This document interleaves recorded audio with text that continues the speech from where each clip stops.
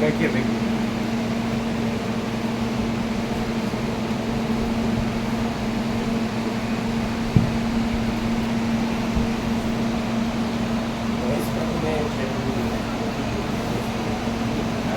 कैसा रहा? अभी आए क्या? हाँ। आप भी अभी आए।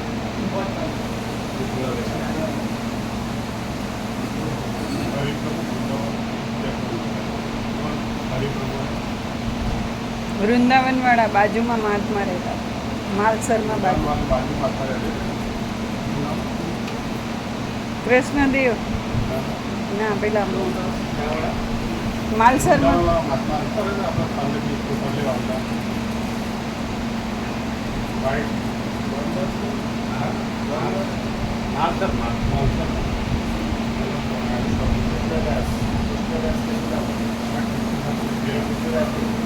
હરી હરી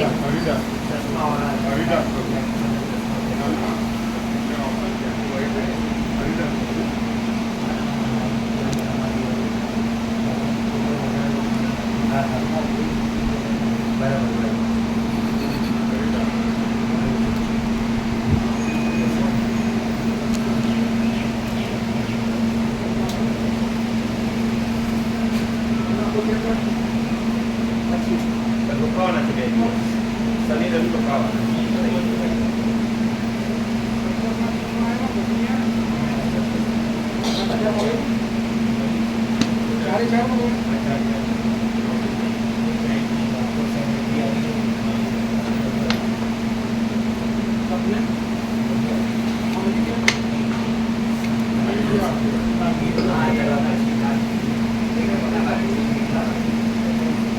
परम चिदाकाश,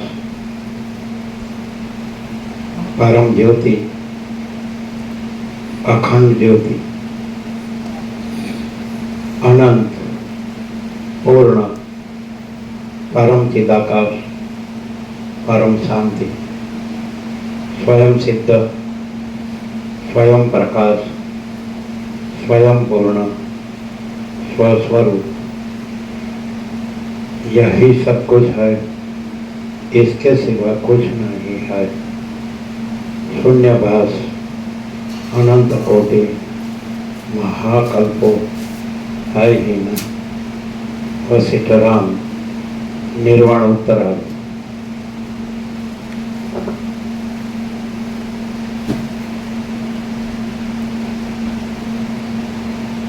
आद्य परब्रह्म सद्गुरु देव की जय। ओम श्री परमात्मने नमः। श्री योगवासिष्ठ महारामायण निर्वाण प्रकरण उत्तरार्ध सर्ग 92 पेज नंबर 1418 पेज नंबर 1418 सर्ग 92 वायुनी धारणाथी वायु स्वरूप तथा सर्वात्म्य भाव। आ 92 सर्गમાં વશિષ્ઠજી વાયુની ધારણા વડે વાયુરૂપ બની જતા તે સંબંધી કર્મનો વિસ્તાર વર્ણવી બતાવશે અને ત્યાર પછી પોતાના આકાશ ભાવ વિશે તથા સર્વાત્મ ભાવ વિશે વર્ણન કરશે।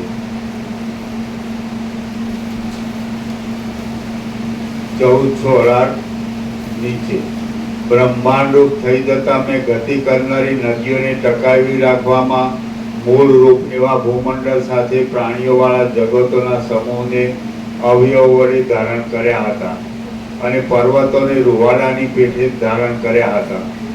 जगतमां प्रसिद्ध अने आकाशने अडकता एवा पर्वतो नदीओ रूपी लांबा सूत्रवाळा समुद्रो साथे प्रतिबिंबवाळा अरीसानी पेठे मारा अवयवोमां विश्रांत थई रह्या हता। जेम माखी तथा लीख वगैरह ज्ञानपूर्वक प्राणीओना देहमां विश्रांति ले छे तेम मारा देहनी अंदर सिद्ध विद्याधर आदि प्राणीओनी दृष्टिए विश्रांति करी हती। पोताना शरीरमां काळा राता धोळा पीळा अने लीला वर्णने धारण करी रहेला તેમજ સ્નિગ્ધ વૃક્ષોની પેઠે સ્થિરતાથી જમીનના રસનું આકર્ષણ કરનારા સૂર્ય વગેરે મારી કૃપાથી જ આનંદ વડે વિશ્રામ લેતા હતા। સમુદ્રરૂપી મુદ્રાવાળી અને 7 દ્વીપોને લીધે 7 રૂપી વિભક્ત દેખાતી પૃથ્વીને પોચામાં ધારણ કરી રાખેલા કંકરની પેઠે મેં ધારણ કરી રાખી હતી. વિદ્યાધરોની સ્ત્રીઓની અંગરૂપી યષ્ટિકાનો અદૃશ્યપણે કૌંસમાં નહીં દેખાય તેમ સ્પર્શ કરી મેં તેના રોમે રોમ ખડા કર્યા હતા. નદીઓરૂપી નાળીઓમાં રહેલા નિર્મળ પુષ્કળ જળરૂપી રસને ધારણ કરી રહેલા અનેક છિદ્રોવાળા એવા પર્વત આદિ અનેક જગતો મારા અસ્થિઓના સમોરૂપ અને માંસ આદિરૂપ થઈ રહ્યા હતા. જેમ ઉંબરાના ફળમાં અસંખ્ય મચ્છરા રહ્યા હોય છે, તેમ મારા હૃદય આકાશની અંદર ચંદ્ર સૂર્યરૂપી ચપળ ચામરવાળા અસંખ્ય ઐરાવત હાથીઓ રહ્યા હતા. એ પ્રમાણે હે રામચંદ્રજી, હું સર્વ પાતાળરૂપી ચરણને ધારણ કરી રહ્યો હતો ત્યારે ભૂતળ મારા ઉદરરૂપ હતું અને આકાશને મેં મસ્તક રૂપે ધારણ કર્યું હતું. છતાં પણ મેં મારું વાસ્તવિક પરમ સૂક્ષ્મ ચિન્માત્ર સ્વરૂપ છોડ્યું ન હતું. હું સર્વ દિશાઓમાં, સર્વ ઠેકાણે અને સર્વ સમયે બધું કરતો હતો. હું સર્વ પાતાળરૂપી ચરણને ધારણ કરી રહ્યો હતો ત્યારે ભૂતળ મારા ઉદરરૂપ હતું અને આકાશને મેં મસ્તક રૂપે ધારણ કર્યું હતું. છતાં પણ મેં મારું વાસ્તવિક પરમ સૂક્ષ્મ ચિન્માત્ર સ્વરૂપ છોડ્યું ન હતું. કલ્પના માત્ર અભૂતપૂર્વ સ્વતંત્ર યોગ્ય થયો હતો, પણ મારું સૂક્ષ્મ ચૈતન્ય મને સ્વયં પ્રકાશ શુદ્ધ ચૈતન્ય અનંત શુદ્ધ ચિદાકાશ ચૈતન્ય પ્રકાશ રૂપી આકાશ સ્વરૂપ મેં છોડ્યું ન હતું.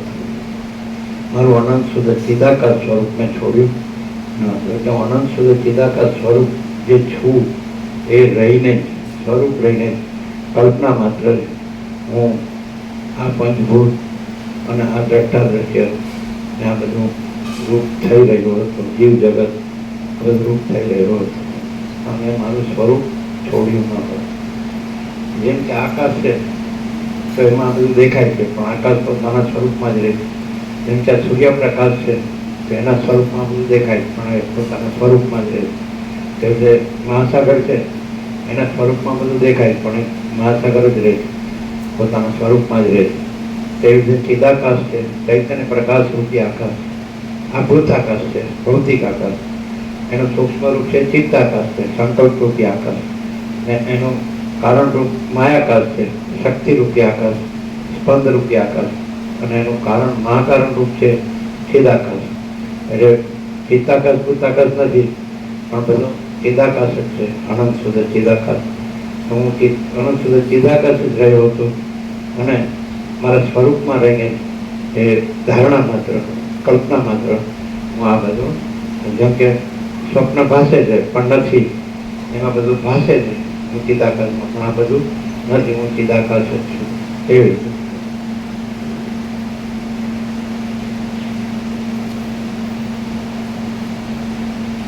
હું સર્વ દિશાઓમાં, સર્વ ઠેકાણે અને સર્વ સમયે બધું કરતો હતો અને સર્વરૂપ થઈ રહ્યો હતો, તો પણ વસ્તુતઃ જોતા હું સર્વ દ્વૈત ભ્રમથી રહિત કેવળ ચિન્માત્ર રૂપ જ રહ્યો હતો.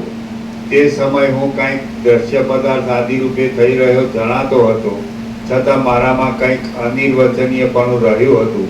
વળી ત્યારે સાકારપણું અને નિરાકારપણું તથા જડતા અને ચેતનપણું એ બંને ભાવનો સારી પેઠે અનુભવ કર્યો હતો. મૈનાક પર્વતની પેઠે પોતાની અંદર રહેલા પર્વત, શિલા આદિ વડે સુંદર તથા અતિ વિસ્તારવાળા સમુદ્રના પ્રત્યેક પ્રદેશમાં હજારો સૃષ્ટિઓ સ્થિરતાથી રહી હતી અને તે મારા અનુભવમાં આવી હતી.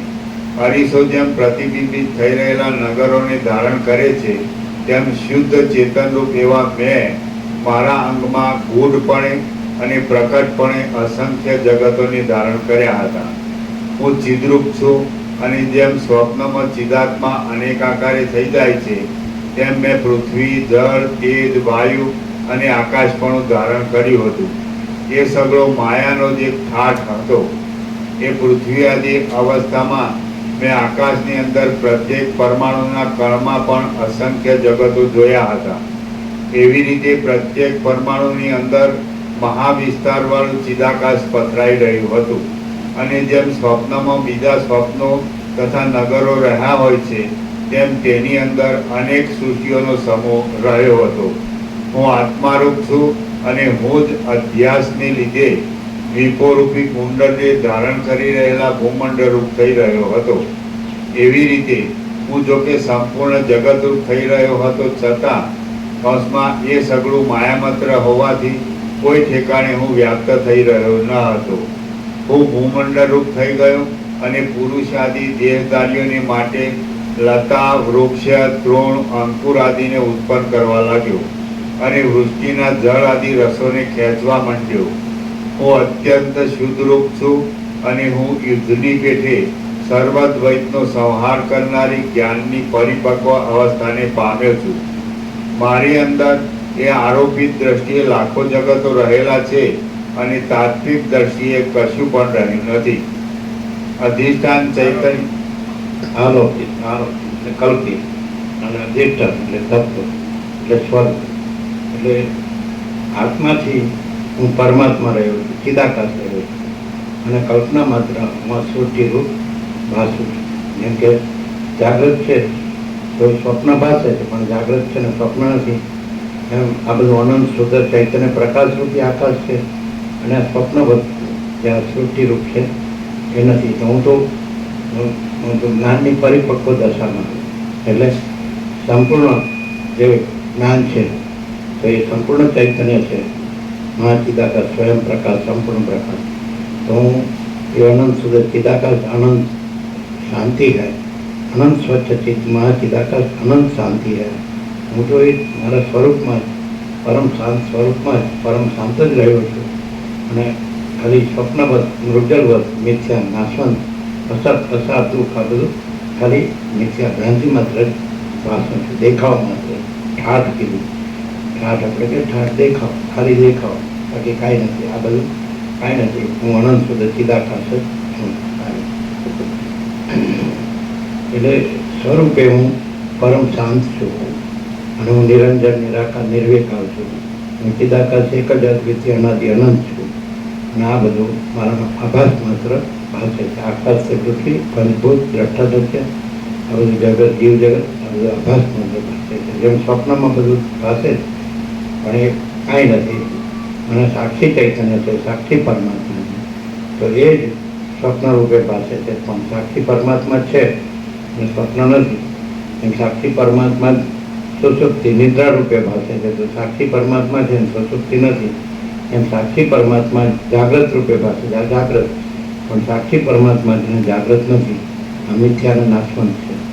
અને હું સાક્ષી પરમાત્મા પોતાના સ્વરૂપમાં જ રહ્યો છું. આકાશ જેવો આખો અનંત ચૈતન્ય પ્રકાશ છે. આકાશ જેવો આખો અનંત ચૈતન્ય પ્રકાશ છે. તો હું છું, અનંત ચૈતન્ય પ્રકાશ છું, આકાશ જેવો. અને એની અંદર આકાશનો આભાસ છે, આકાશથી પૃથ્વી બધું આભાસ છે. ખાલી દેખાવ માત્ર છે, પણ વાસ્તવિક હું અનંત સ્વચ્છ મહાચિદાકાશ, અનંત શાંતિ છું.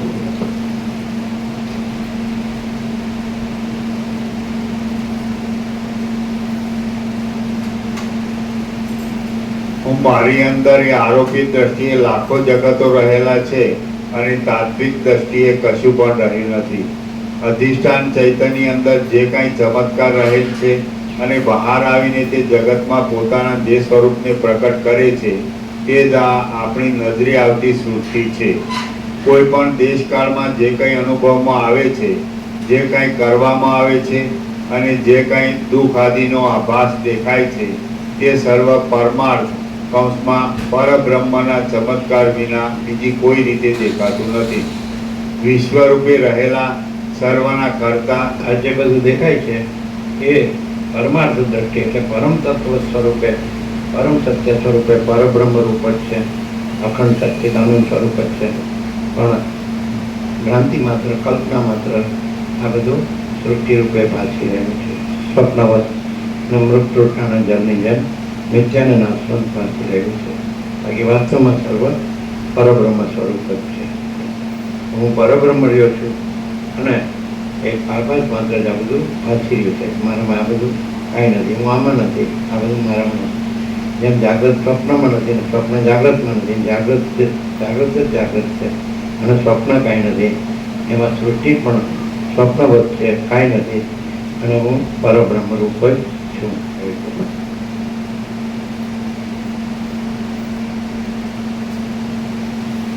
વિશ્વ રૂપે રહેલા સર્વના કર્તા નિર્વિકાર શુદ્ધ બોધ સ્વરૂપ અને સદા સ્વરૂપમાં રહેનારા પરમાત્મા પ્રત્યેક વસ્તુમાં રહ્યા છે અને તેની અંદર આ જગતનો અધ્યાસ થયો છે.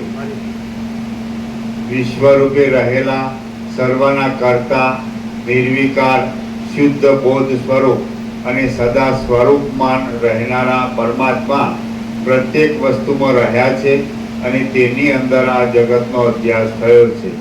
સર્વના આશ્રયરૂપ સર્વવ્યાપી અને સર્વના આત્મારૂપ પરમાત્મા જ સર્વત્ર સર્વરૂપે થઈ રહેલ છે એમ વિવેકી પુરુષો સમજે છે. એટલે જ્ઞાની પુરુષો જાણે છે કે આ સર્વ કેવળ અનંત ચૈતન્ય પ્રકાશ પરમાત્મા છે અને પરમાત્મા અધ્યાસ માત્ર એટલે કલ્પના માત્ર આ બધું સૃષ્ટિ રૂપે ભાસે છે. જે મહાસાગર છે એ મહાસાગર છે, અનંત મહાસાગર છે અને એ અધ્યાસ માત્ર એ અનંત ચક્રી તરંગ ખીણ પર પોતા એના એ ઉત્પત્તિને લય ભાસે છે. બાકી મહાસાગર પોતામાં મહાસાગર છે, એ નિરંજન નિરાકાર નિર્વિકાર અને એમાં બીજું કાંઈ નથી, બીજું કાંઈ થતું નથી. આકાશ છે એમાં અનંત સૃષ્ટિઓ ભાસે છે પણ આકાશમાં બીજું કાંઈ નથી ને બીજું કાંઈ થતું નથી. એમ એ પરબ્રહ્મ પરમાત્મા પરમ ચિદાકાશ પરમ જ્યોતિ અખંડ જ્યોતિમાં આ બધી અનંત સૃષ્ટિઓ પાસે છે પણ એમાં પોતામાં પોતે જ છે, બીજું કાંઈ નથી ને બીજું કાંઈ થતું નથી અને આ સૃષ્ટિ એક આભાસ માત્ર જ ભાસે છે. એટલે એમ વિવેકીઓ એટલે જે લોકોને એક આખું જ્ઞાન છે પરમાત્મા કે આ બધું પરમાત્મા પરમ ચૈતન્ય પોતે અનંતપૂર્ણ પરમ ચૈતન્ય પ્રકાશ એને જાણે છે, એમાં જ રહે છે ને એ પછી આ કોઈ દ્રશ્યના બ્રહ્મમાં એ રહેતા નથી ને દર્શનનો બ્રહ્મ એમનામાં હોતો નથી. પોતે અનંતપૂર્ણ પરમ ચૈતન્ય પ્રકાશ.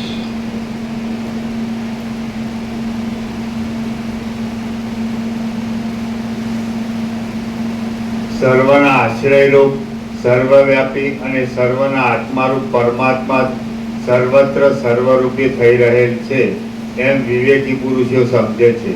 બાકી અવિવેકીઓની સમજણ કેવી છે તે હું સમજી શકતો નથી. જેમ અવિવેકી એટલે જ્યાં અજ્ઞાનનો ભ્રમ છે ત્યાં આ દ્રશ્યનો ભ્રમ સાચો લાગે છે, ત્યાં પરમાત્મા સાચા અનુભવાતા નથી અને જ્ઞાન છે ત્યાં પરમાત્મા સાચા અનુભવાય છે અને દ્રશ્યનો ભ્રમ સાચો લાગતો નથી. એટલે શબ્દથી તો બધા જાણે છે પણ ખાલી વાતો જ કરે છે પણ આ દ્રશ્યનો ભ્રમ જે મિથ્યા છે ને નાશવંત છે એને જ સાચો માનીને બધા ભટતા હોય છે. એટલે કોઈને અભાવ મળતો નથી અને ઈચ્છા પૂરી થતી નથી, સંતોષ નથી, શાંતિ નથી. એ અવિવેક અવિચાર અજ્ઞાન અવિદ્યા અજ્ઞાન માયા એને લીધે કોઈને શાંતિ નથી અને જ્યાં જ્ઞાન છે વિવેક છે તો ત્યાં પરમ શાંતિ છે. એટલે પરબ્રહ્મ પરમ શાંતિ સ્વાનુભૂતિ તત્વસાર. તો જ્યાં આ જ્ઞાનનો અભ્યાસ છે અને જ્ઞાન પરિપક્વ છે, પાકું છે તો ત્યાં પછી કેવળ અનંત ચૈતન્ય પ્રકાશ પરમાત્મા છે. જેવી રીતે આ સૂર્યનારાયણ ભગવાનનો પ્રકાશ છે તેમાં આ ત્રૈલોક્ય ભાસે છે પણ પ્રકાશમાં પ્રકાશ જ છે, ત્રૈલોક્ય કાંઈ નથી, આભાસ માત્ર છે. એવી રીતે કેવળ અનંત ચૈતન્ય પ્રકાશ પરમાત્મા છે તેમાં આ બધું ભાસે છે પણ આ બધું એમાં કાંઈ નથી. અજ્ઞાનીને આ બધું ભાષે જે સાચું લાગે છે જગત જીવ જગત અને જ્ઞાનીને એ અનંત ચૈતન્ય પ્રકાશ પરમાત્મા સાચા લાગે છે. એટલે અજ્ઞાની પણ ખાલી શબ્દોમાં જ જાણે છે બાકી અનુભવમાં નથી. જ્ઞાની અનુભવમાં છે એ શબ્દોમાં નથી. એ પરમાત્મા ન બોલે તો પણ પરમાત્મા છે અને અજ્ઞાની પરમાત્મા બોલે તો એ અજ્ઞાનના બ્રહ્મમાં છે. એટલે જ એનો દુઃખનો આરો આવતો નથી અને આને પરમ શાંતિ છે. એ જ એનું લક્ષણ છે. જ્ઞાનનું લક્ષણ છે કે પરમાત્મા પરમ ચૈતન્ય પ્રકાશ અને પરમ શાંતિ અને અજ્ઞાનનું લક્ષણ છે દુઃખ ને અશાંતિ. એટલે બધાને ખબર તો પડે જ છે પણ છતાં એ કાચા જ્ઞાનનો અભ્યાસ નથી, જ્ઞાનની પરિપક્વતા નથી, ખાલી ઉપર થતું છે, એટલે એનો કોઈ અર્થ નથી. જે અખંડ પરમાત્માના જ્ઞાનમાં રહે છે એને જ પરમાત્માનો અનુભવ થાય છે અને પછી એ પરમાત્મા રૂપ રહે છે અને પરમ શાંતિ પામે છે. પણ જે આમાં જ રચ્યા પચ્યા રહે છે, આ દેહ હું છું ને આમ મારું છે, દેહ હું તો મારું રાખવે ત્યાં આ છે ધન છે ને આ ભોગો છે, બસ. એટલે પછી એમાં જ રચ્યો પચ્યો રહે, એટલે પછી એને ભ્રાંતિમાં જ ભટક્યા કરે છે. એને પછી એ પરમપદ પૂર્ણ વિશ્રાંતિ અનુભવાતી છે. પરમાત્મા તો પ્રથમથી જ છે, નવા આવતા નથી.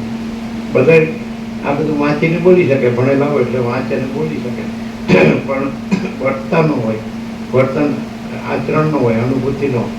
જ્યારે જ્ઞાનમાં આચરણ હોય ને અનુભૂતિ હોય એટલે પરમાત્મા છે, બીજું કાંઈ નથી, ને બીજું કાંઈ થતું જ નથી. તો એ અનંત ચૈતન્ય પ્રકાશ તેજમાં તે જ્યોતિમાં જ્યોતિ રહે છે અને આ ભ્રમમાં રહેતા નથી, અને એનામાં કોઈ ભ્રમ પણ રહેતો નથી. એટલે જેનામાં આ માયાનો ભ્રમ હોય અને પરમાત્મા બોલતા હોય તો એનો અર્થ નથી, અને પરમાત્મા રહેતા હોય અને એનો માયાનો ભ્રમ ન હોય તો પછી પરમાત્મા ન બોલે તો પણ પરમ શાંતિ જ હોય. આ એ મુખ્ય લક્ષણ છે. કોઈ માણસ પરમાત્મા રહ્યો છે અનુભવ કરી તો એમાં પરમ શાંતિ જ હોય, બીજું કાંઈ ન હોય. અને કોઈ માણસ ગમે તો પરમાત્મા બોલતો હોય પણ એ અજ્ઞાનના સંસાર ક્રમથી રહ્યો હોય, રચ્યો પચ્યો હોય, તેને શાંતિ ન હોય. એને આ બધું બસ આ ભ્રાંતિમાં જ ભટક્યા કરતો હોય, ચંચળતા ભ્રાંતિ, અને એનું ચિત્ત સંકલ્પ વિકલ્પ પામ્યા જ કરતું હોય. અવિદ્યા વાસનાનો સંકલ્પ અને હું મારું રાખવે અને દેખાદેખી ચડતા ચડતું આ બધું છે, આ બધું સાચું છે, જગતને આ બધા કરે છે, આ બધું કરવું જોઈએ, આ બધું જોઈએ. એટલે દેહાદ્યાસ હોય છે કે દેહ હું છું, એટલે પરમાત્મા ખાલી બોલતો હોય. બાકી જ્ઞાનીમાં દેહ હું હોતો નથી અને જગતે કાંઈ હોતું નથી, હું મારું કાંઈ હોતું નથી, રાગ દ્વેષે કાંઈ હોતા નથી. આ બડા છોટા બાળકોના દેખાદેખી ચડતા ચડતી એના બધું જોઈએ કરવું પડે. એ મરી ગયા સુધી રચ્યો પચ્યો રહેવા એ કાંઈ હોતું નથી. અને સીધું જ પરમ પ્રકાશ, પરમ આનંદ, પરમ શાંતિ આ જ હોય છે, બીજું કાંઈ ભ્રાંતિ છે જ નહીં. शांति है, सब कुछ है, शांति नहीं कुछ नहीं है.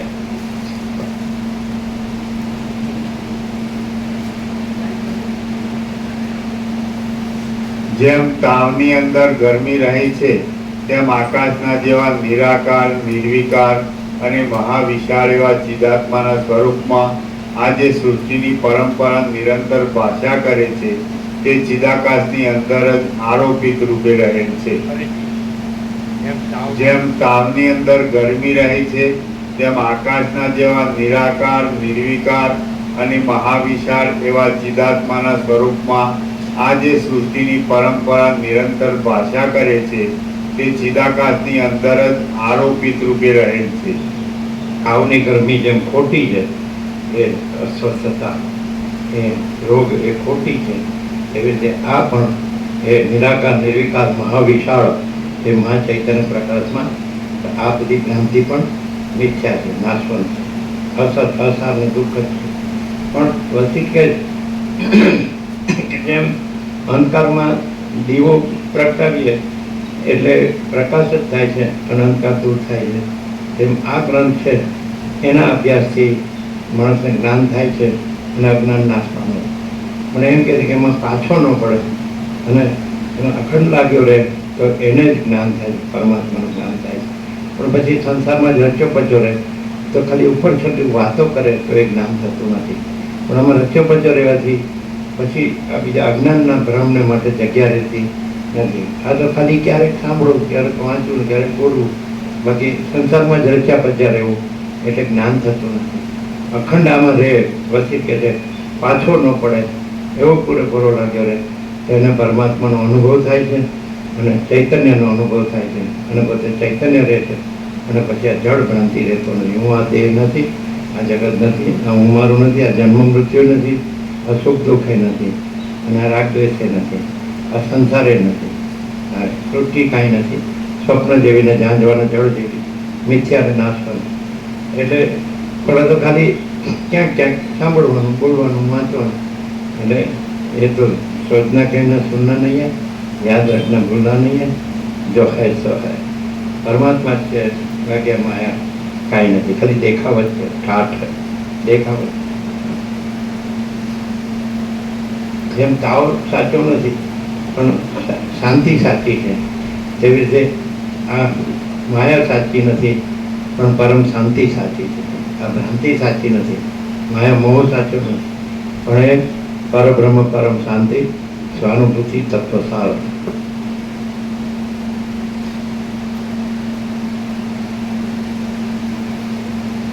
વેદની પ્રતીતિ માત્ર આભાસ રૂપ છે, વસ્તુતઃ જોતા તો જગત છે જ નહીં, એક અનંત ચિદાકાશ જ છે. શ્રી યોગ વાસિષ્ઠ મહારામાયણમાં નિર્વાણ પ્રકરણના ઉત્તરાર્ધનો પરમાર્થ સર્ગ યોરક્ય પ્રતિપાદન નામનો સર્ગ 92મો સમાપ્ત.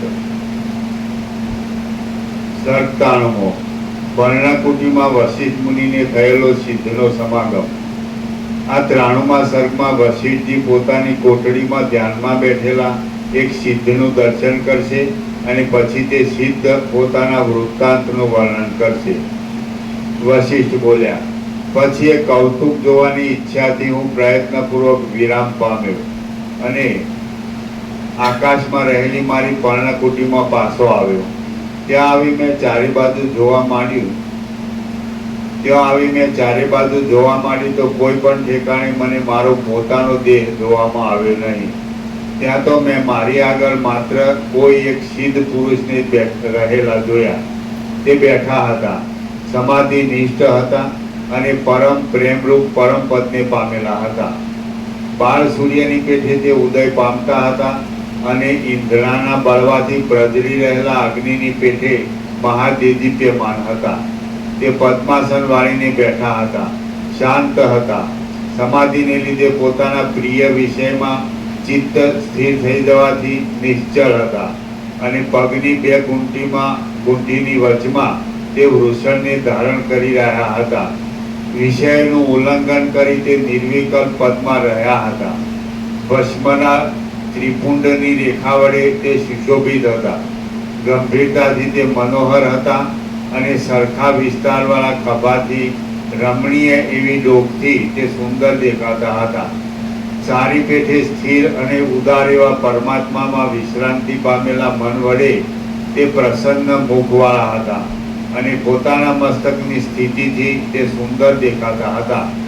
નાભીની પાસે રહેલા પોતાના ઉન્નત એવા બે હાથની કાંતિથી તે જાણે હૃદય કમળની બહાર નીકળેલા તેજ વડે પ્રકાશિત થઈ રહ્યા હતા.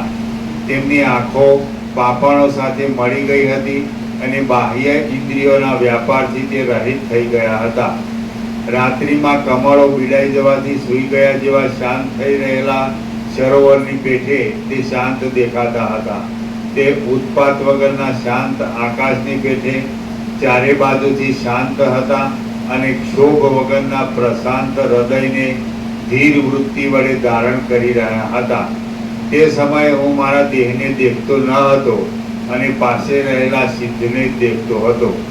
ત્યાં મેં મારા સુંદર ચિત્ત વડે વિચાર કર્યો, આ કોઈ મહાસિદ્ધ પુરુષ છે અને મારી પેઠે જ એકાંતમાં વિશ્રાંતિ મેળવવાની ઈચ્છાથી તે આ દિશાની અંદર આ વિશાળ આકાશના એકાંત ભાગમાં આવી ચડેલ છે.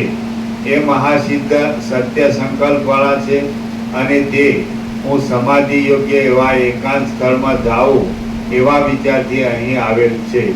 તેમણે અમારી પર્ણકુટી પોતાના ધ્યાન માટે યોગ્ય છે એવા વિચારથી જોયેલી જણાય છે. પછી તેમણે મારે આવવાનો કશો વિચાર કર્યો નહીં હોય. મેં ઘણા લાંબા કાળ સુધી મારા દેહની ઉપેક્ષા કરી હતી એટલે તે સબ જેવો થઈ ગયો હતો. આમ તો એ દેહને અહીંથી ફેંકી દઈ આ પર્ણકુટીમાં સ્થિતિ કરેલ છે. મારું શરીર સ્થૂળ દેહ અહીં નાશ પામી ગયેલ છે. તો હું આતિવાહી સૂક્ષ્મ દેહ વળી મારા પોતાના લોકમાં સપ્તર્ષિ લોકમાં જાઉં એવો નિશ્ચય કરી મેં ત્યાંથી જવાની પ્રવૃત્તિ કરી. તેટલામાં તો મારા સત્ય સંકલ્પનો ક્ષય થઈ જવાથી એ પર્ણકુટી પણ જતી રહી. ત્યાં કેવળ આકાશ જ થઈ રહ્યું.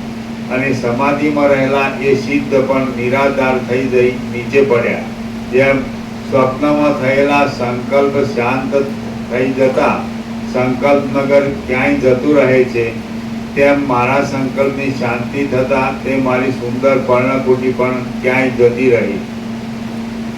વળી વાદળામાંથી જેમ જળની વૃષ્ટિ થાય, આકાશમાંથી પવને ફેંકેલો વરસાદ જેમ નીચે પડે અને પ્રલયકાળમાં જેમ ચંદ્રબિંબ નીચે પડે, તેમ તે ધ્યાનનિષ્ઠ સિદ્ધ પુરુષ પણ ત્યારે નીચે પડ્યા.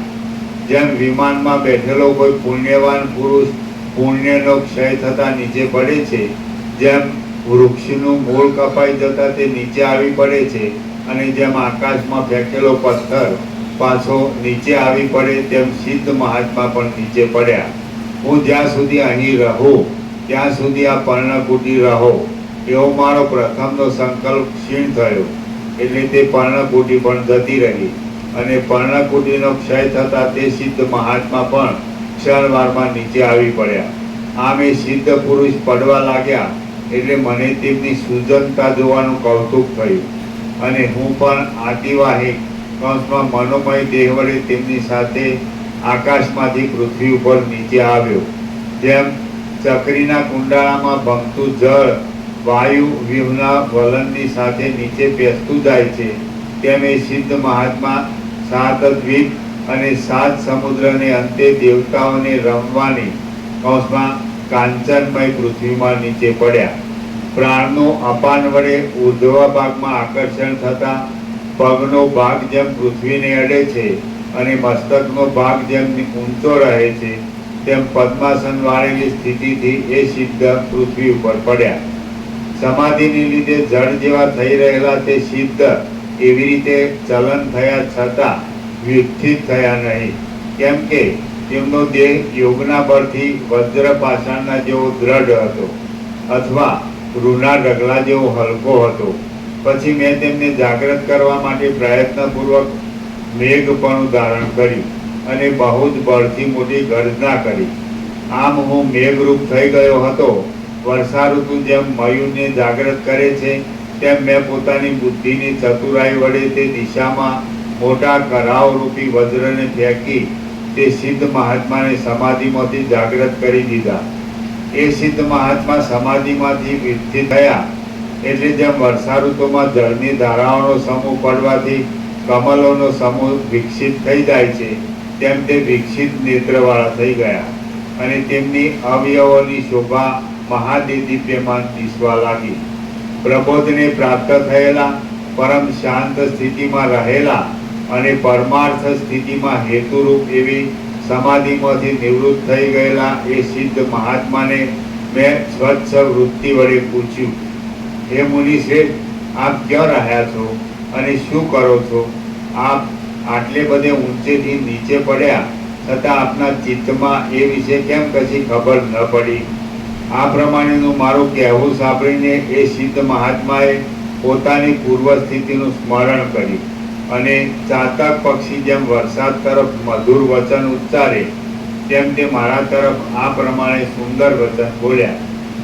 હું જ્યાં સુધી મારા વૃત્તાંતનું સ્મરણ કરું ત્યાં સુધી આપ થોભો, પછી હું મારો પાછળનું સર્વ વૃત્તાંત આપને કહીશ.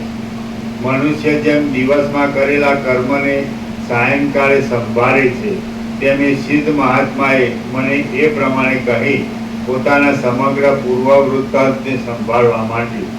પછી તે ચંદ્રમાના કિરણના જેવું શીતળ, આનંદ ઉપજાવનાર, અનિંદ્ય, નિર્દોષ અને સુખ ઉત્પન્ન કરનાર વચન બોલ્યા. સિદ્ધ બોલ્યા, હે મહારાજ, મેં આપને હમણાં ઓળખ્યા છે. હું આપને નમન કરું છું. મારો થયેલો પ્રથમ દર્શન સમયે નમન ન કરવા રૂપી અપરાધ આપે ક્ષમા કરવો, કેમ કે ક્ષમા કરવી એ જ સત્પુરુષોનો સ્વભાવ છે. એ મહારાજ, એમ ભ્રમરો કમલિનીઓમાં ભ્રમણ કરે છે, તેમ હું ભોગ અને સુગંધ વગેરેથી મનમોહક એવી દેવતાઓની ઉપવન ભૂમિમાં ઘણા લાંબા કાળ સુધી ભમ્યો છું. હું સંસારરૂપી સાગરની અંદર દ્રશ્યરૂપી તરંગો વડે વ્યાકુળ બની ગયો હતો. જેમ ચાતક પક્ષી વૃષ્ટિનો અટકાવ થતા ઉદ્વેગ પામે છે, તેમ હું કાળે કરી ઉદ્વેગ પામ્યો હતો. હું ચિત્તરૂપી જળના તરંગોમાં ક્રીડા કરવાથી દ્રશ્યરૂપી નદીના ચક્રના જેવી ચકરીઓમાં તણાતો જતો હતો. મેં ઉદ્વેગ પામી જઈ આ પ્રમાણે વિચાર કરવા માંડ્યો. પરમ તત્વ જેમાં સારરૂપ છે એવા ભોગોમાં શી મનોહરતા રહી છે. માટે હું ઉદ્વેગ રહિત નિર્વિકાર ચિદાકાશની અંદર જ કેવળ વિશ્રાંત થઈ રહું. આ જગતમાં શબ્દ, સ્પર્શ, રૂપ, રસ અને ગંધ એ 5 વિષયો વિના બીજું કશું દેખાતું નથી. તો પછી એવા પરિચ્છિન્ન અલ્પ સુખમાં હું કેમ રમું? આ સર્વ શબ્દ આદિ વિષય કેવળ ચિદાકાશ રૂપ છે અને ચિન્માત્ર છે. એ ચિદાકાશની અંદર અસત્ય આકારે મિથ્યારૂપે દેખાતા શબ્દ આદિ વિષયોમાં હું ઉન્મત્તની પેઠે કેમ આનંદ માનું? ખરું જોતા શબ્દ આદિ વિષયો વિષની પેઠે જ મરણ, ઉન્માદ આદિના હેતુરૂપ છે. સ્ત્રીઓ કામને લીધે વિશેષે કરી મોહ ઉત્પન્ન કરનારી છે અને રાગ માત્ર રસિક પુરુષને પણ વિરસતા ઉપજાવનાર છે. આ બધામાં આસક્ત રહેનાર કયો પુરુષ નાશ નથી પામતો? ત્વરિત ગતિવાળી જૂની જરાવસ્થા રૂપી મોટી પગલી જીવિત રૂપી શેવાળની અંદર આ મોટી માછલી ભક્ષ્ય માટે મળી છે એમ સમજી શરીરને ગળી જવા ઈચ્છે છે. આ શરીર સમુદ્રમાં ઉત્પન્ન થયેલા પરપોટાની પેઠે ક્ષણવારમાં નાશ પામી જાય તેવું છે. તે દીવાની શિખાની પેઠે પોતાની પાસે દેખાતા છતાં પળવારમાં અદ્રશ્ય થઈ જાય છે. આ જીવિત રૂપી નદી વિવિધ પ્રકારના વિક્ષેપો રૂપી તરંગવાળી છે. ચક્રના જેવી ચકરીઓને પેદા કરનારી છે. જન્મ મરણ રૂપી મોટા બંને કાંઠાવાળી છે. સુખ દુઃખ રૂપી તરંગોને ધારણ કરનારી છે. યૌવન અવસ્થાના આવિર્ભાવ રૂપી કાદવવાળી છે. વૃદ્ધાવસ્થા રૂપી ધોળા ફીણના ગોટાઓવાળી છે. અણધારી રીતે ઉત્પન્ન થનારા સુખરૂપી પરપોટાવાળી છે. વ્યવહાર રૂપી મોટા પ્રવાહની રેખામાં થયા કરતા મૂર્ખ પુરુષોના પ્રલાપ રૂપી જળના શબ્દો વડે આકુળતાવાળી છે. રાગદ્વેષ રૂપી વરસાદ વડે વૃદ્ધિ પામનારી છે. ભૂતળ રૂપી ચપળ દેહને ધારણ કરનારી છે. લોભ તથા મોહ રૂપી મોટા આવર્તવાળી છે અને ચડતી પડતીના ફેરફારવાળી છે. એ કેવળ શબ્દ માત્રથી જ શીતળ દેખાય છે, પણ વસ્તુતઃ જોતા તો તે ત્રિવિધ તાપ વડે તપેલી જ વહ્યા કરે છે. પુત્ર, મિત્ર આદિ પ્રિય પદાર્થોના સમાગમો સંસારરૂપી નદીમાં જળની પેઠે નિરંતર વહે જાય છે અને પ્રથમની ધન સંપત્તિ સાવ જતી રહે છે તથા બીજી અપૂર્વ ધન સંપત્તિ પ્રાપ્ત થાય છે. આવા પ્રથમ પ્રાપ્ત થઈને પછી પાછા જતા રહેનારા નષ્ટ પદાર્થોનું શું પ્રયોજન છે? જે પદાર્થો અપૂર્વ રૂપે આવી મળે છે તેમાં શી આસ્થા રાખવી? બધી નદીઓનું જળ જો કે વહે જાય છે તો પણ પર્વત, મેઘ આદિમાંથી તેની આવક પણ હોય છે, પરંતુ દેહરૂપી નદીનું આયુષ્ય રૂપી જળ તો વહે જાય છે પણ પાછી તેની આવક નથી. કુંભારના ચાકડા ઉપર ચડાવેલા ગળા તથા કોડિયા આદિ પદાર્થો જેમ ક્ષણે ક્ષણે બદલાયા કરે છે, તેમાં સંસાર રૂપી સાગરમાં સેંકડો ભોગ્ય પદાર્થો પ્રત્યેક દેહે અને પ્રત્યેક ક્ષણે જુદા જુદા રૂપે બદલાઈ જતા જણાય છે. વિષયરૂપી વિષમ શત્રુઓ વિવેકાદી દ્રવ્યને લૂંટી લેવામાં ચતુર ચોર જેવા છે. તેઓ ચારે બાજુ ફરે છે અને વિવેકરૂપી સર્વસ્વને હરી જાય છે. તો તેમાં હું શું સૂતો રહું? આથી હું જાગતો રહું છું. દિવસો આયુષ્યના એક નાના નાના ખંડરૂપ છે. તે વારંવાર આવે છે અને જાય છે. અહો, કાળ વડે જતા રહેનારા એ દિવસોને કોણ જાણે છે? અમુક પદાર્થ આજે મળ્યા, અમુક પદાર્થ કાલે મળશે. અમુક પદાર્થ અમુક આકારનો છે, અમુક પદાર્થ અમુક માણસનો છે અને અમુક પદાર્થ મારો છે. એમ કલ્પનામાં વહી ગયેલા આયુષ્યને તથા આવી ઉભેલા મૃત્યુને લોકો જાણી શકતા નથી. મેં અનંત વનભૂમિઓમાં ભ્રમણ કર્યું છે, અનેક વસ્તુઓનો ઉપભોગ લીધો છે, અનેક રસોનું પાન કર્યું છે અને અનેક સુખ દુઃખોનો અનુભવ કર્યો છે. તો હવે પછી બીજું અહીં શું અપૂર્વ મેળવવાનું છે? સુખ દુઃખનો અનુભવ થવાથી, વારંવાર જન્મ મરણના અખંડ ચક્રાવામાં ભમવાથી અને સર્વ પદાર્થો અનિત્ય હોવાથી હવે અમને ભોગોમાં ઉત્કંઠા રહી નથી. અમે અનેક ભોગોના સમૂહ ભોગવ્યા છે અને અનિત્યતાનો પણ અત્યંત અનુભવ કર્યો છે, પણ અહીં કોઈ પણ સ્થળે અમને અત્યંત વિશ્રાંતિ મળતી નથી. હું ઊંચા શિખરોવાળી મેરુ પર્વતની ઉપવન ભૂમિમાં અને લોકપાલોની મહાનગરીઓમાં ખૂબ ગમ્યો છું, છતાં મને શાશ્વત અને નિરંતર એવું શું સાંપડ્યું છે? સર્વત્ર વૃક્ષો કાષ્ઠ વડે વ્યાપ્ત છે, પ્રાણીઓ માંસ વડે વ્યાપ્ત છે, પૃથ્વી મૃત્તિકા વડે વ્યાપ્ત છે અને સર્વત્ર દુઃખો તથા અનિત્યતા રહેલા છે. તો તમે જ કહો, તેમાં શો ભરોસો રાખવો? જે મનુષ્યને કાળે પોતાની ઝપટમાં લીધો છે, તેને ધન, મિત્રો, સુખો કે બંધાઓ પણ રક્ષી શકતા નથી. માણસો ધૂળના ઢગલા જેવા અસ્થિર છે. આ પર્વતની તળેટીમાં પડેલા વરસાદના જળની પેઠે તેઓ વિષયોની અંદર આસક્ત થઈ જઈ કશો પુરુષાર્થ કર્યા વિના જ મરણ શરણ થાય છે. વિષયો મારા મનને હરી શકતા નથી, તેમ જુદી જુદી જાતની વિભૂતિઓ પણ મને મનોહર લાગતી નથી, કેમ કે આ જીવિત મદોન્મત અંગનાના કટાક્ષપાત જેવું અતિ ચપળ છે. હે મહારાજ, જ્યાં આજે કે કાલે ક્રૂર કાળ મસ્તક ઉપર પગ મૂકવાને કે આપત્તિ આપવાને તૈયાર થઈ રહ્યો છે, ત્યાં કયા સમયે, કોને, ક્યાંથી અને કયા પ્રકારે આ અનિત્ય પ્રપંચનો ભરોસો બંધાય?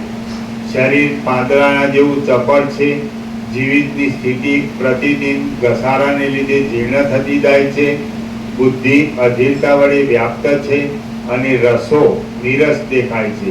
આ આખું આયુષ્ય નીરસ ભોગો અને તેના મનોરથોમાં ચાલ્યું ગયું, પરંતુ ચમત્કાર બતાવે એવો કશો પણ પુરુષાર્થ મારાથી મેળવાયો નથી. હવે આજે મોહ મન પડી ગયો છે અને દેહ નિસાર હોવાથી કાંઈ ઉપયોગી દેખાતો નથી. વિષયોમાં અનાસ્થા રાખવી એ જ ઉત્તમ અવસ્થા છે અને જીવિતમાં આસ્થા બાંધવી તે અધમ સ્થિતિ છે. વિષયોમાં અનાસ્થા રાખવી એ જ ઉત્તમ અવસ્થા છે અને જીવિતમાં આસ્થા બાંધવી તે અધમ સ્થિતિ છે. વિષયોમાં અનાસ્થા રાખવી એ જ ઉત્તમ અવસ્થા છે અને જીવિતમાં આસ્થા બાંધવી તે અધમ સ્થિતિ છે.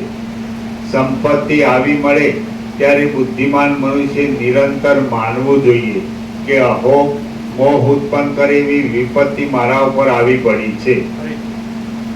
સંપત્તિ આવી મળે ત્યારે બુદ્ધિમાન મનુષ્ય નિરંતર માનવું જોઈએ કે અહો, મોહ ઉત્પન્ન કરે એવી વિપત્તિ મારા ઉપર આવી પડી છે, પણ તેને આ સંસાર રૂપી અંદર બંધાવવું ન જોઈએ.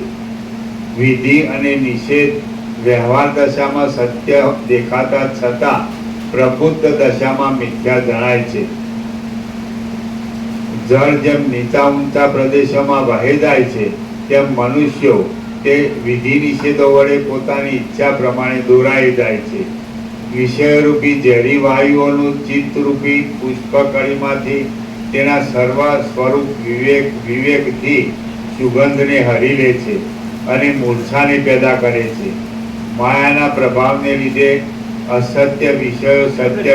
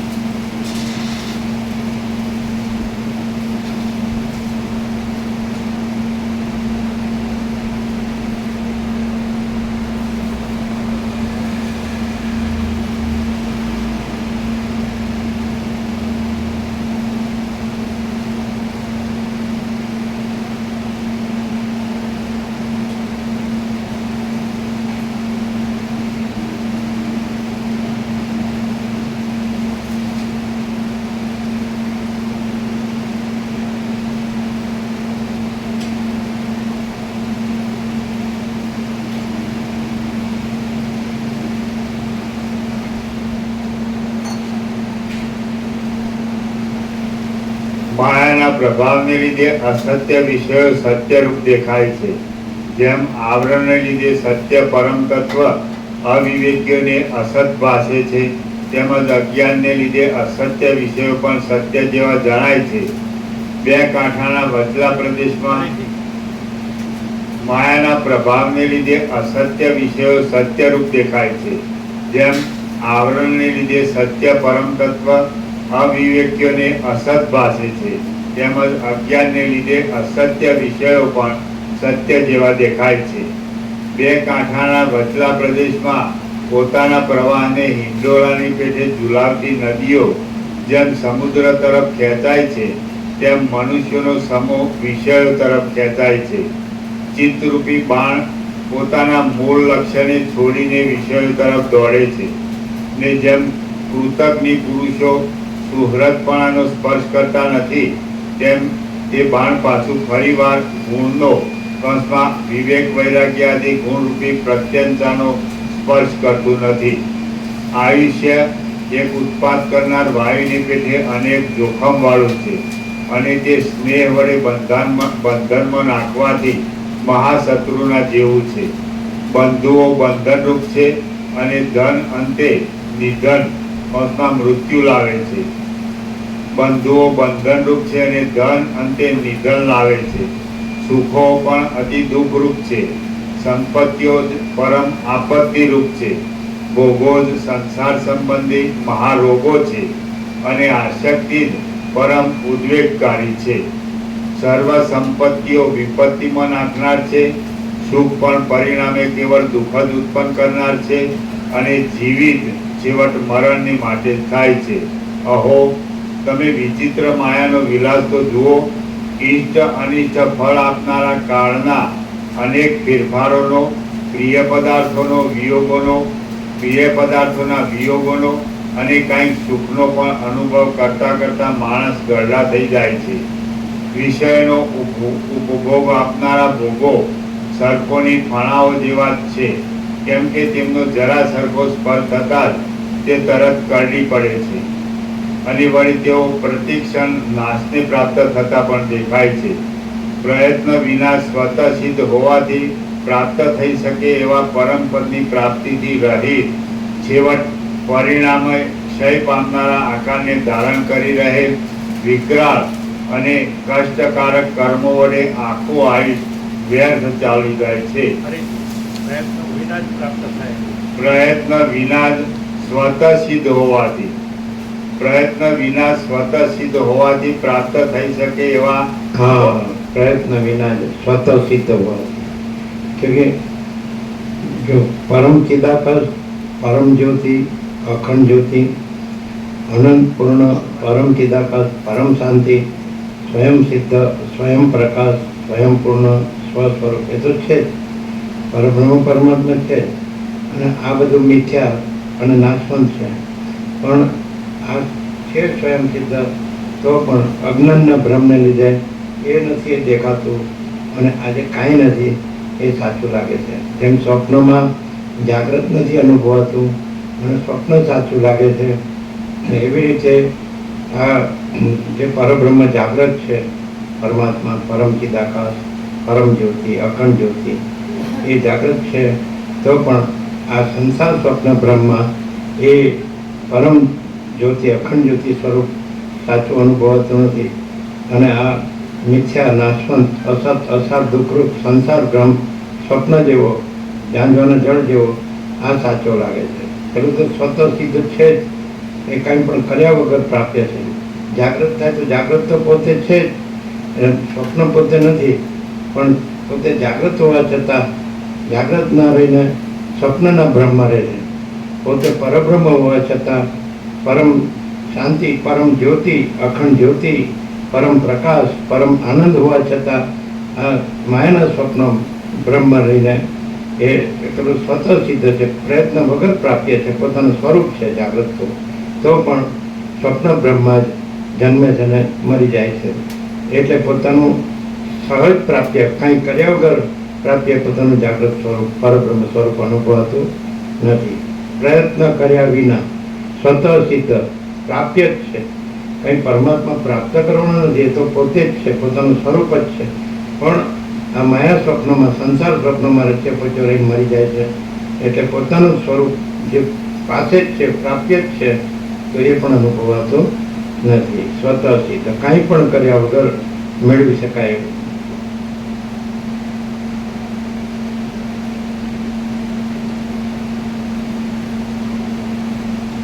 પ્રયત્ન વિના સ્વતઃ સિદ્ધ હોવાથી પ્રાપ્ત થઈ શકે એવા પરમ પદની પ્રાપ્તિથી રહિત, છેવટ પરિણામે ક્ષય પામનારા આકારને ધારણ કરી રહે વિકરાળ અને કષ્ટકારક કર્મો વડે આખું આયુષ્ય વ્યર્થ ચાલ્યું જાય છે. બંધનમાં બંધાઈ ગયેલા વનના હાથીઓની જેમ ભોગોની આશામાં તૃષ્ણાથી બંધાઈ ગયેલા અવિવેકી પુરુષોને પગલે પગલે અપમાન મળે છે. સંપત્તિઓ અને સ્ત્રીઓ તરંગોના ઉછાળાઓના જેવી ક્ષણભંગુર છે, તો કયો વિવેકી પુરુષ સર્પની ફણાવરૂપી છત્રની છાયાના જેવી ક્ષણિક એવી સ્ત્રી સંપત્તિ આદિમાં આનંદ માને? મનોહર એવા વિષયો ભલે હો અને મનોહર એવી વિભૂતિઓ પણ ભલે હો, પરંતુ જીવિત મદોન્મત સ્ત્રીના કટાક્ષપાતના જેવો ક્ષણભંગુર છે. જેઓ ઉપરથી રમણીય દેખાતા અને પરિણામે અત્યંત નીરસ એવા વિષયોમાં રમે છે, તેઓ છેવટ નરકમાં પડે છે. જેઓ ઉપરથી રમણીય દેખાતા અને પરિણામે અત્યંત નીરસ એવા વિષયોમાં રમે છે, તેઓ છેવટ નરકમાં પડે છે. ધન તો દ્વંદ્વના દોષો, ક્ષુધા, પીપાસા, શીત, ઉષ્ણ આદિ ધન તો દ્વંદ્વના દોષો વડે વ્યાપ્ત છે, દુસાધ્ય છે, અસ્થિર છે અને તે અવિવેકી પુરુષોએ સેવવા યોગ્ય છે. તેમનાથી કોઈ દિવસ પણ મને સંતોષ થતો નથી. લક્ષ્મી માત્ર ઉપરથી જ મધુર દેખાય છે, પરિણામે દુઃખ પેદા કરનાર છે અને ક્ષણિક વિલાસવાળી છે, કેવળ મોહ જ પેદા કરે છે. દુષ્ટ પુરુષોની મિત્રતાની પેઠે ધન આદિના સંબંધો ઉપરથી રમણીય લાગે છે, સંબંધ વડે પ્રસાર પામે છે, વિપત્તિ પેદા કરે છે અને ઘણે કષ્ટે તે માંડ સંપાદન કરી શકાય છે. યૌવનની શોભા શરદ ઋતુના વાદળાની છાયાના જેવી ચંચળ છે. વિષયો ઉપરથી આરંભમાં રમણીય દેખાય છે, પણ પરિણામે પરિતાપ ઉપજાવે છે. કાળ મહાપુરુષોના જીવિતને પણ ગળી જાય છે અને મનુષ્યનું આયુષ્ય વૃક્ષની શાખાના અગ્રભાગમાં લટકી રહેલા જળબિંદુના જેવું ચપળ છે. વૃદ્ધાવસ્થા પ્રાપ્ત થતા કેશ ધોળા થઈ જાય છે અને દાંત પણ જીર્ણ થઈ જાય છે.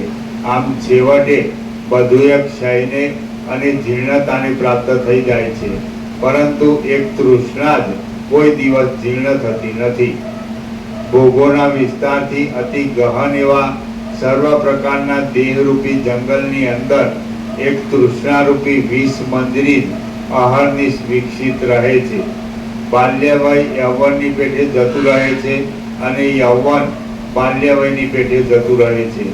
એ બેયનું પરસ્પર ઉપમાન ઉપમેયપણું છે અને તે બંનેમાં ક્ષણભંગુરપણું રહેલું છે.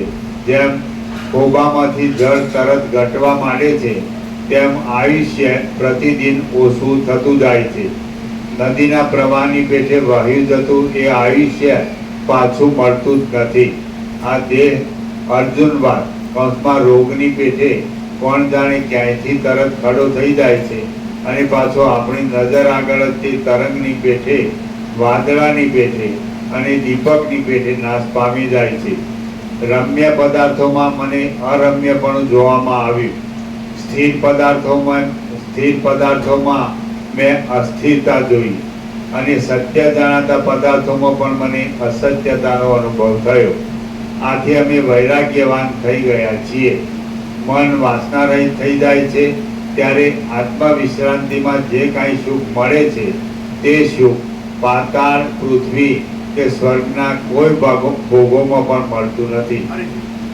મન વાસના રહિત થઈ જાય છે ત્યારે આત્મવિશ્રાંતિમાં જે કંઈ સુખ મળે છે તે સુખ પાતાળ, પૃથ્વી કે સ્વર્ગના કોઈ ભોગોમાં પણ મળતું નથી. ઠીક છે. મન વાસના રહિત થઈ જાય છે ત્યારે આત્મા વિશ્રાંતિમાં જે કંઈ સુખ મળે છે તે સુખ પાતાળ, પૃથ્વી કે સ્વર્ગના કોઈ ભોગોમાં પણ મળતું નથી. જેમ ચિત્રમાં આલેખેલી લતા અજ્ઞાનને લીધે ભમરાને પોતાના તરફ ખેંચે છે, તેમ જ્યાં સુધી મને દ્રઢ વૈરાગ્ય ન હતો ત્યાં સુધી સર્વ વિષયો સહિત પાંચે ઇન્દ્રિયોની વૃત્તિઓ મને પોતાના ચિત્તમાં ને ચિત્રમાં. ચિત્રમાં આલેખ. આ ચિત્ર જેમ ચિત્રમાં આલેખેલી લતા કૌંસમાં અજ્ઞાનને લીધે ભમરાને પોતાના તરફ ખેંચે છે, તેમ જ્યાં સુધી મને દ્રઢ વૈરાગ્ય ન હતો ત્યાં સુધી સર્વ વિષયો સહિત પાંચે ઇન્દ્રિયોની વૃત્તિઓ મને પોતાના તરફ ખેંચી જતી હતી. પરંતુ હવે આજે ઘણે લાંબે કાળે હું અહંકારથી પણ રહિત થઈ ગયેલો છું અને મેં મારી બુદ્ધિ વડે સ્વર્ગ, મોક્ષ આદિમાં વૈરાગ્ય સંપાદન કર્યો છે. ઘણા લાંબા કાળ સુધી મને એકાંતમાં વિશ્રાંતિ લેવાની ઈચ્છા થઈ હતી. તેથી તમારી પેઠે જ હું આકાશમાં દૂર પ્રદેશમાં આવી ચડ્યો છું અને આ પર્ણકુટી મારા જોવામાં આવી છે. આ પર્ણકુટી આપની છે એવું જ્ઞાન મને આજે થયું છે. આપ પાછા અહીં પધારશો એવો વિચાર મારા ચિત્તમાં આવ્યો જ ન હતો. હું અહીંથી આવ્યો તે સમયે મેં અનુમાનથી એમ જાણ્યું હતું કે કોઈ સિદ્ધ મહાત્મા અહીં રહેતા હતા અને તે પોતાની મેળે જ દેહનો ત્યાગ કરી દઈ નિર્વાણને પ્રાપ્ત થઈ ગયેલા છે. એ ભગવાન, આ મારું વૃત્તાંત છે. હું અમુક છું તે સર્વ પણ મેં આપને યથાસ્થિત રીતે કહ્યું છે. હવે આ અપરાધમાં દંડ કે અનુગ્રહ જેમ આપના ધ્યાનમાં આવે તેમ સુક્તિ કરો. હે મહારાજ, સિદ્ધ પુરુષો પણ જ્યાં સુધી સમાધિ પરાયણ થઈ પોતાના અંતરાત્મામાં બધી વસ્તુ વિશે ઉત્તમ બુદ્ધિ વડે વિચાર કરી પૂરેપૂરો નિર્ણય કરતા નથી ત્યાં સુધી તેમને ત્રણેય કાળમાં બનનાર વૃત્તાંતનું કોઈ પણ બરાબર જ્ઞાન થતું નથી.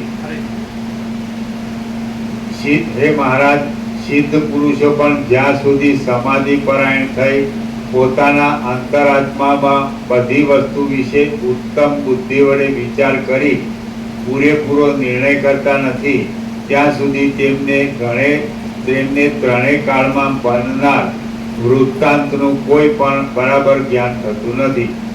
બ્રહ્મા આદિના મનનો પણ એવો સહજ સ્વભાવ છે. કૌંસમાં તો મારા જેવા અલ્પજ્ઞને માટે તો શું કહેવું? શ્રી યોગ વાસિષ્ઠ મહારામાયણમાં નિર્વાણ પ્રકરણના ઉત્તરાર્ધનો પર્ણકુટીમાં વશિષ્ઠ સિદ્ધ સમાગમ નામનો સર્ગ 93મો સમાપ્ત. સર્ગ 94મો. એટલે મહાસિદ્ધ પરમાત્માના પૂર્ણ જ્ઞાનથી, પૂર્ણ અનુભવથી પરમાત્મા રૂપ રહ્યા છે અને એમાં અજ્ઞાનનો ભ્રમ રહ્યો નથી ને અજ્ઞાનના ભ્રમનો આ સંસાર રહ્યો નથી. એ સંપૂર્ણ પ્રકાશ આમાં આવી ગયો. એમ થઈ ગયું. વચનામૃત જેને આપવાનો એને આપી દો અને જેને પ્રસાદ આપવાનો એને આપી દો. જ્યાં સુધી પરમાત્માનું પૂર્ણ જ્ઞાન થતું નથી અને પૂર્ણ અનુભવ થતો નથી અને જ્યાં સુધી અજ્ઞાનનો ભ્રમ રહેશે તો ત્યાં સુધી આવો મિથ્યા નાશવંત સંસારનો ભ્રમ, જન્મ મરણનો, સંસાર ચક્રનો, આવાગમનનો ભ્રમ રહે છે. પણ જ્યારે જ્ઞાન થાય છે, પરમાત્માનું પૂર્ણ જ્ઞાન થાય છે, પૂર્ણ અનુભવ થાય છે, પછી આ ફરી સંસારમાં આવાગમન, જન્મ મરણના ચક્રમાં આવવાપણું રહેતું નથી. મોક્ષ અને પરમ પદ, પૂર્ણ વિશ્રાંતિ, પરમ ચિદાકાશ, તેજમાં તેજ, જ્યોતિમાં જ્યોતિ.